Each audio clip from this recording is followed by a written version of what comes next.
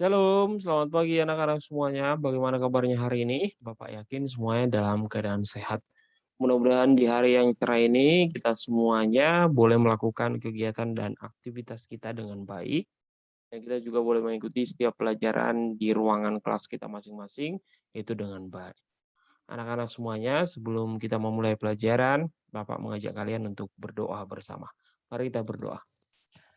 Tuhan Yesus yang baik, kami yakin dan percaya karena pertolongan Tuhan saja kami boleh hingga saat ini mendapatkan kesehatan. Oleh karena itu Tuhan, biarlah kami boleh melakukan segala kegiatan kami dengan baik atas pertolongan Tuhan. Tuhan Yesus, kami mohon berilah kami kepintaran, kecerdasan, dan kesehatan untuk kami juga boleh mengikuti pelajaran-pelajaran di kelas dengan baik. Tuhan berilah juga orang-orang yang kami kasihi kesehatan, kekuatan, terutama orang tua kami. Berilah mereka rezeki ya Tuhan untuk mencukupi semua kebutuhan kami dengan baik. Dalam nama Tuhan Yesus kami berdoa. Amin. Anak-anak, pada pelajaran sebelumnya kita sudah membahas tentang hal bertobat, ya. Kita sudah membahas tentang apa saja itu bertobat, ya, sampai kepada kesimpulan tentang bertobat, bahwa bertobat itu ialah berbalik arah, mengubah perilaku-perilaku yang tidak baik, menyesali perilaku-perilaku yang tidak baik yang pernah dilakukan, dan melakukan hal-hal yang baik. Oleh karena itu anak-anak sekalian, hari ini menjadi pelajaran yang cukup menarik kita pelajari, lanjutan daripada pertobatan, ya. Bahwa kita akan mempelajari tentang Allah penyelamatku. Pribadi yang sangat berjasa dalam kehidupan kita, pribadi yang menyelamatkan kita, pribadi yang membuat berguna arti pertobatan kita. Kita akan pelajari siapakah dia. Pada pengantar pembelajaran ini tentang Allah penyelamatku, ada 3 pertanyaan. Yang pertama, pernahkah kamu menolong orang lain? Pertolongan apa yang pernah kamu berikan? Ceritakanlah pengalamanmu itu. Yang kedua, pernahkah kamu merasakan pertolongan Allah? Ceritakanlah. Nomor 3, simaklah cerita berikut ini tentang kisah seorang penyelamat anak. Anak-anak, jika kita bertanya nomor 1, pernahkah kamu menolong orang lain? Bapak yakin kalian pernah. Bapak yakin dalam berbagai bentuk, entah kalian meminjamkan pensil, entah kalian itu membantu orang yang sedang kesusahan, yang sedang jatuh saat bermain, terus meminjamkan buku, ada banyak hal mungkin kalian pernah lakukan dalam menolong temannya. Pernahkah kamu merasakan pertolongan Allah? Inilah yang akan kita pelajari seperti apa anak-anak kelas 5 memahami pertolongan Allah di dalam kehidupannya. Tetapi sebelumnya kita akan menyimak sebuah cerita ya untuk mengantar kita mengerti tentang Allah penyelamatku. Ada seorang pemuda Cina bernama Zhou ya, yang bernama Zhou Song ya, yang berusia 23 tahun mempertaruhkan nyawanya demi menyelamatkan seorang batita yang nyaris terjatuh dari balkon apartemen di provinsi Guangdong, Cina bagian selatan. Zhou Song ya, melihat ada seorang batita sedang menggelantung di pagar balkon ketika melewati sebuah distrik dekat jalan Dongshan di ibu kota provinsi. Anak 3 tahun itu terperangkap dalam jeruji pagar ketinggian sekitar 10 meter dari permukaan tanah. Waktu saya melihatnya, anak itu sedang dalam bahaya besar. Ia dapat terjatuh kapan saja jika tidak ada yang menolongnya. Maka saya raih kakinya dan membantunya untuk memanjat, tetapi dia tidak dapat melakukannya. Lalu saya beritahu dia kalau polisi akan segera datang menolong. Begitulah penjelasan Zhou Zong. Zhou harus memanjat gedung itu untuk menopang si anak dengan tangannya selama 10 menit sampai akhirnya anak itu diselamatkan. Saya pelan-pelan memanjat bangunan hingga tiba di balkon tempat anak itu tersangkut. Sebenarnya kaki saya saat itu sudah sangat terasa lelah, kata Zhou. Ya. Terus tangan saya, ya, tangan saya yang satu berpegang pada tepi balkon untuk menopang tubuh saya dan memegangi anak itu dengan tangan saya yang lain. Saya segera pergi waktu regu penolong datang ke tempat kejadian. Zhou berkata bahwa itu dia tidak memikirkan apapun kecuali niat tulus dia ingin menolong si anak yang hampir terjatuh itu. Baginya, tugas penyelamatan itu mudah sekali karena sebelumnya ia bekerja sebagai pekerja konstruksi. Menurut saya, hal ini juga dilakukan orang muda pada umumnya.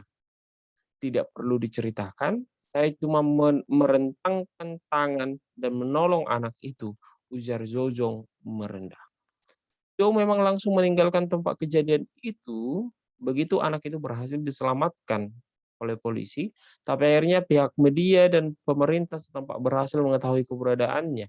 Pemerintah setempat dan sebuah yayasan memberikan padanya $10.000 kira-kira lebih dari 90 juta rupiah sebagai hadiah atas tindakan heroiknya.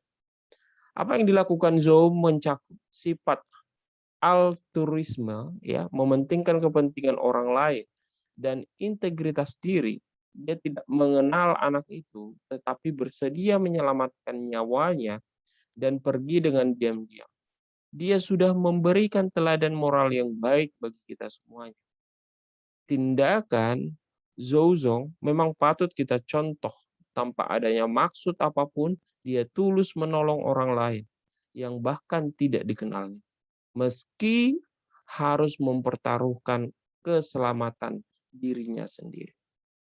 Anak-anak semuanya, dari cerita ini kita boleh mengambil beberapa intisari. Yang pertama, Zhou ya, tidak mengenal siapa itu yang ditolongnya. Tidak mengenal anak yang ditolongnya, bukan keluarganya, bukan anaknya pula. Ya. Terus kemudian Zhou tidak memikirkan bahwa dia harus dihargai setelah menolong anak itu. Setelah regu penyelamat datang dan menyelamatkan anak itu, kemudian dia pergi tanpa mengatakan aku yang menolongnya. Kalau bukan karena aku, pasti dia sudah terjatuh. Apakah kalian bisa melakukan hal yang sama?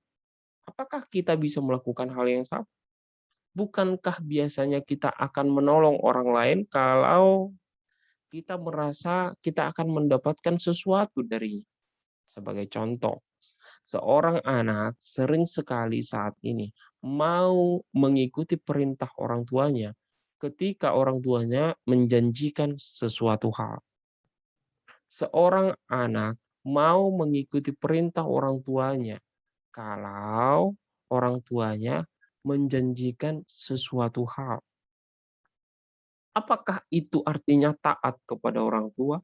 Apakah itu artinya mengikuti perintah orang tua? Apakah ketika orang tua menjanjikan, ya makanlah nanti supaya kita pergi jalan-jalan. Apakah kamu taat kepada orang tua ketika orang tua menjanjikan hal ini dan hal itu? Kalau begitu itu bukan taat namanya. Kita hanya menginginkan janji orang tua itu. Dan nanti kalau tiba-tiba selesai kamu makan, hujan datang, nggak jadi pergi jalan-jalan, kamu bisa merengek, menangis, ya. Kamu bisa lagi jadi marah-marah ke orang tuamu. Bukan itu. Apa yang kita pelajari dari kisah tentang Zhou ini? Yang pertama, dia memiliki ketulusan untuk membantu orang lain. Ya. Dia memiliki ketulusan membantu orang lain, tidak memikirkan bahwa dia pun bisa menjadi korban saat dia menolong orang lain. Tidak memikirkan bahwa dia pun bisa terjatuh, ya, dari balkon rumah itu, ya, apartemen itu, ketika dia mau menolong anak kecil itu. Tapi dia tidak memikirkan. Ada satu pribadi di dalam kehidupan kita yang juga memiliki peran yang lebih besar dari apa yang dilakukan Zhou. Tetapi ada 3 pertanyaan dari kisah tentang Zhou ini. Pelajaran apa yang kamu pelajari dari cerita di atas? Itu yang tadi Bapak katakan. Yang pertama, dia menolong orang yang dia tidak kenal, ya. Dia menolongnya karena tergerak hatinya untuk menolong saja. Bukan karena dia kenal, bukan keluarganya. Terus dia tidak mengharapkan imbalan atau pujian atas perilakunya. Menurut kamu apa arti penyelamat? Arti penyelamat itu sangat besar sekali, ya. Kalau tidak ada penyelamat, maka akan banyak sekali korban. Sebagai contoh, penyelamat ya, dalam kehidupan kita, contoh ya, dalam sisi kehidupan kita, penyelamat itu banyak. Misalnya polisi. Polisi banyak sekali menyelamatkan nyawa orang lain dari penculikan, ya, dari pembunuhan dan lain sebagainya. Kalau tidak ada polisi pasti makin banyak lagi korban atau orang-orang yang terbunuh atau orang-orang yang kecurian atau orang-orang yang mengalami kecelakaan dan lain sebagainya. Terus ada juga pemadam kebakaran yang senantiasa membantu orang-orang yang rumahnya kebakar. Coba kalau tidak ada pemadam kebakaran, maka kemungkinan banyak sekali korban yang terjatuh ataupun korban yang meninggal karena rumahnya kebakaran. Terus menurut kamu apa arti penyelamat? Penyelamat itu adalah seseorang yang mau memberikan nyawanya, mempertaruhkan nyawanya untuk keselamatan orang lain. Seseorang yang mau dan mempertaruhkan nyawanya untuk keselamatan orang lain. Itulah arti penyelamat. Ya. Jika kamu berhadapan dengan orang yang membutuhkan pertolongan, tindakan apa yang akan kamu lakukan? Yang pertama, anak-anak sekalian, Zouzong memberanikan diri juga naik memanjat ke balkon itu karena dia mempunyai pengalaman sebagai eh, orang yang bekerja di bidang konstruksi atau bangunan sehingga dia mempunyai pengalaman untuk memanjat berpegangan di pinggiran balkon. Dia punya pengalaman itu sehingga bagi dia itu sangat gampang sekali menolongnya. Tetapi kalau orang yang tidak mempunyai pengalaman di bidang itu, apakah mungkin gampang menolongnya? Tidak semuanya. Yang pertama, jika kita berhadapan dengan orang yang membutuhkan pertolongan, maka yang pertama, kita harus mengetahui siapa diri kita. Kalau pertolongannya hal-hal yang seperti ini, misalnya kamu melihat seorang ibu, misalnya seorang ibu terus tabrakan di jalan, ya, apakah kamu akan langsung berusaha mengobati lukanya? Tidak seperti itu. Ya. Terus kamu tiba-tiba ngambil obat-obatan, terus kamu kasih makan obat. Apa kamu mengetahui cara memberikan obat? Kan nggak juga. Apakah kamu tahu apa obatnya kalau orang yang sedang terjatuh atau sedang sakit? Belum tentu tahu.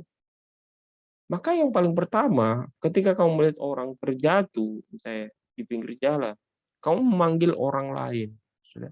Memanggil orang lain untuk membantunya, orang yang lebih dewasa dari kamu, untuk membantunya. Ya, ketika kamu melihat kecelakaan di pinggir jalan, ya, setelah kamu berusaha untuk meminggirkan misalnya orang itu atau ibu itu, terus kamu berusaha untuk mencari bantuan ke orang lain. Ya. Karena apa? Karena kita masih anak-anak, belum tahu seperti apa cara mengobatinya.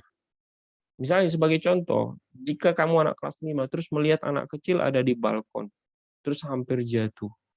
Kamu tidak ada pengalaman untuk apa? Untuk memanjat. Kamu tidak pernah memanjat. Dan kamu tidak punya punya pengalaman untuk bertahan yang kuat gitu.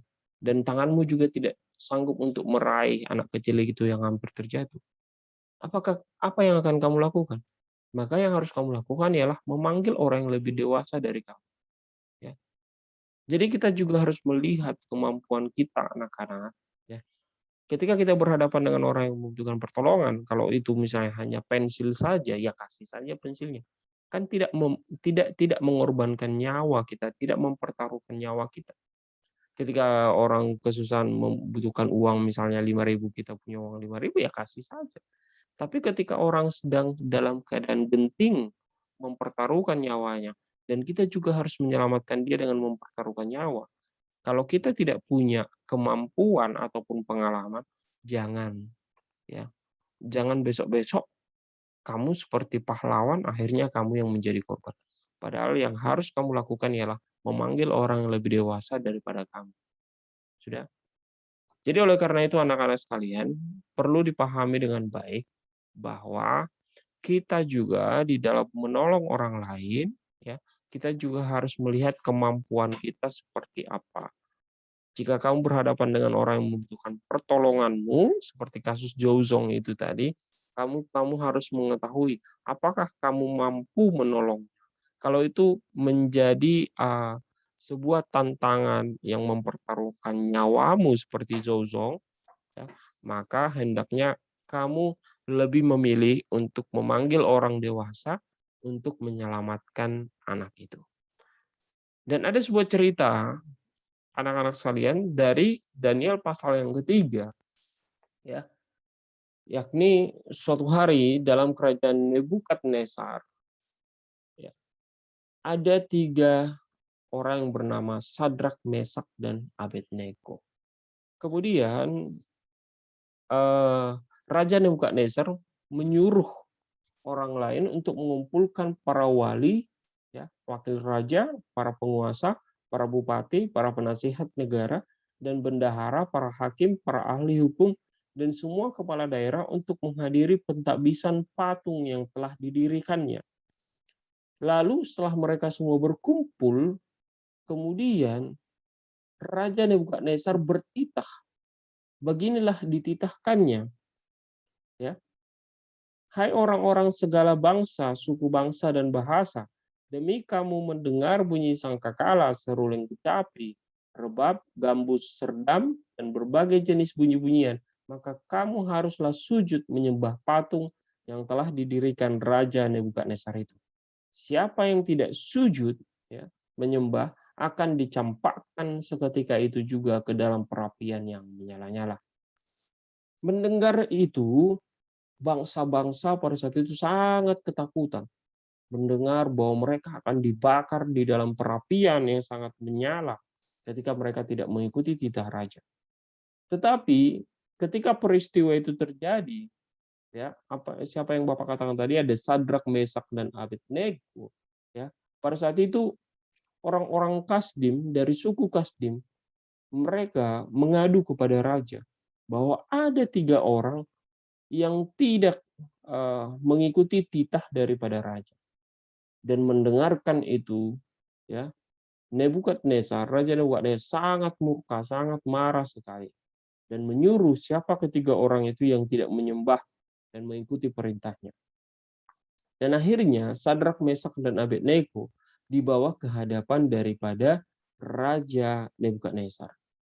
Dan mereka diberikan kesempatan untuk sujud menyembah, ya, Raja Nebukadnezar dan patung yang didirikannya sekali lagi. Tetapi apa yang terjadi? Ya, bahwa mereka juga tidak mengikuti perintah daripada Raja Nebukadnezar.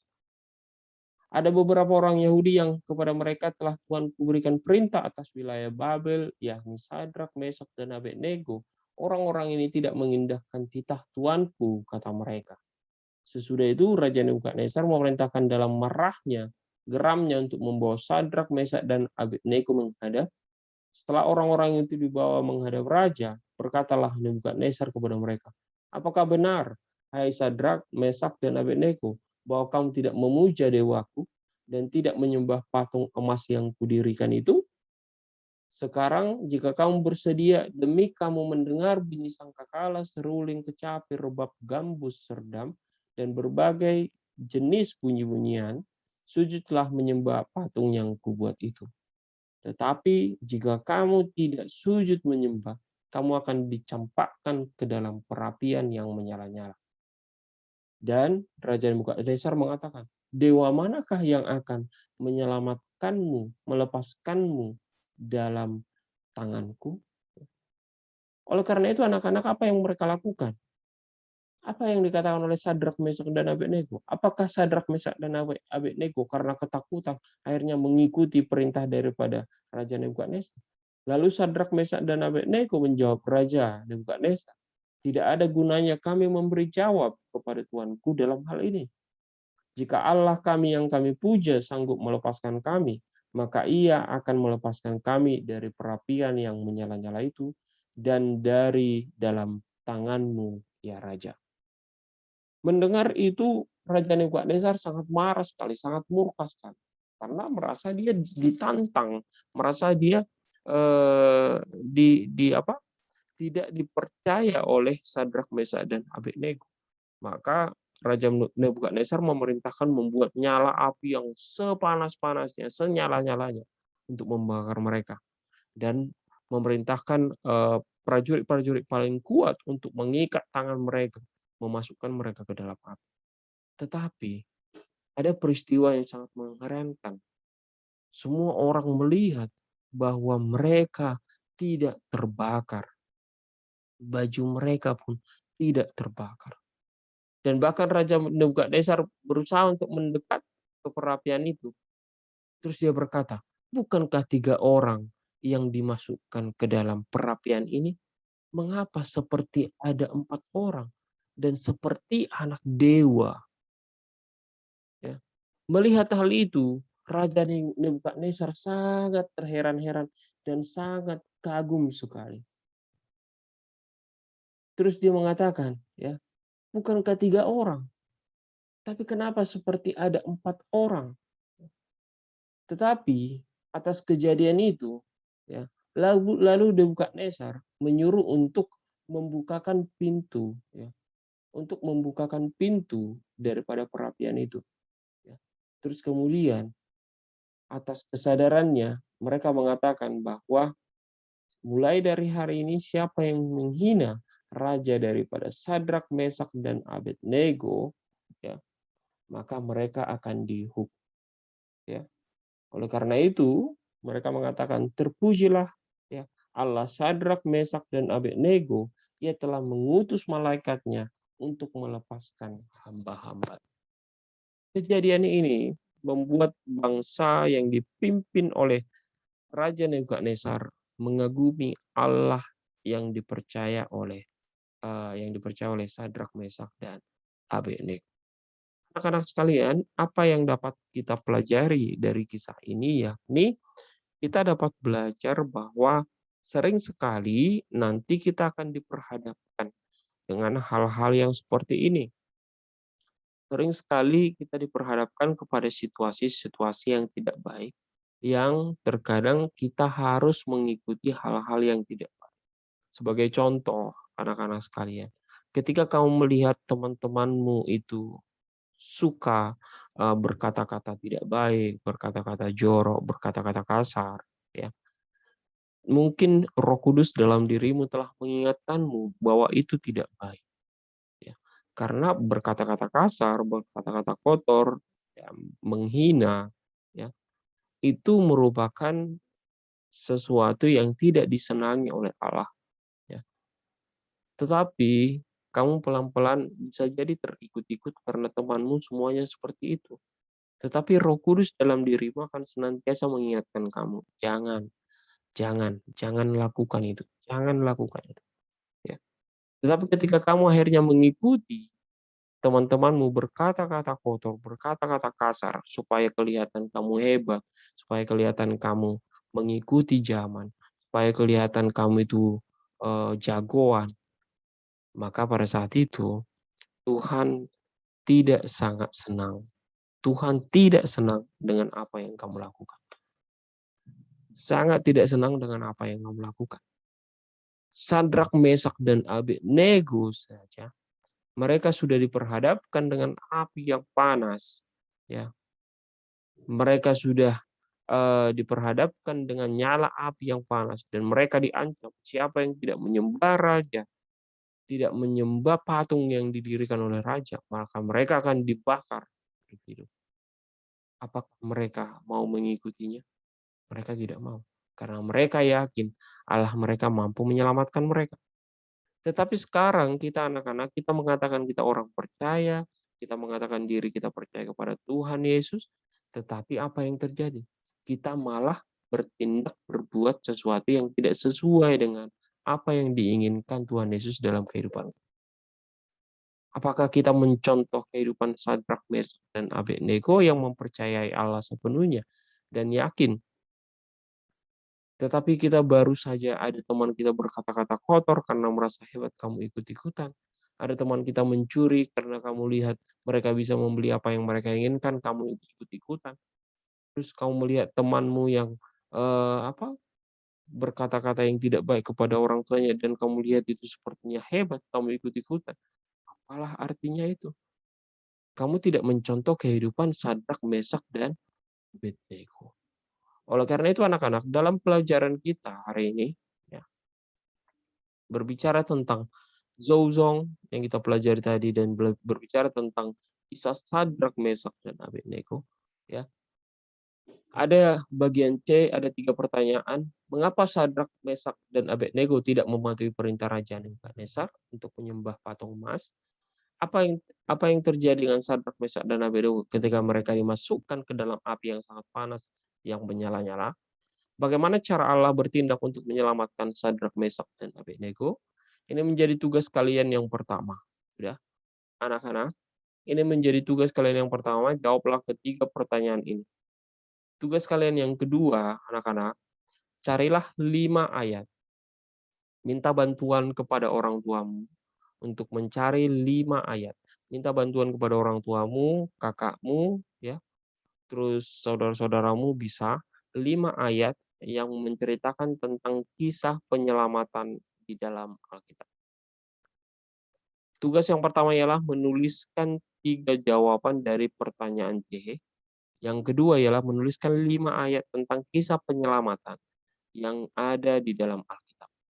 Oke anak-anak semuanya, sampai di sini pertemuan kita hari ini. Mari kita berdoa. Bapa dalam surga, kami berterima kasih dan bersyukur atas kebaikan Tuhan dalam hidup kami. Tuhan Yesus, hari ini kami sudah belajar tentang siapa yang menyelamatkan kami, yakni Allah yang menyelamatkan kami. Dan kami mau berperilaku sesuai dengan apa yang Tuhan inginkan di dalam kehidupan kami. Tuhan berkati orang-orang yang kami kasihi, orang tua, guru-guru, dan teman-teman kami, biar kiranya kami semua dalam keadaan sehat. Dalam nama Tuhan Yesus kami berdoa. Amin. Oke anak-anak, sampai di sini pertemuan kita hari ini. Bapak meminta untuk tugasnya diselesaikan dengan baik. Shalom semuanya.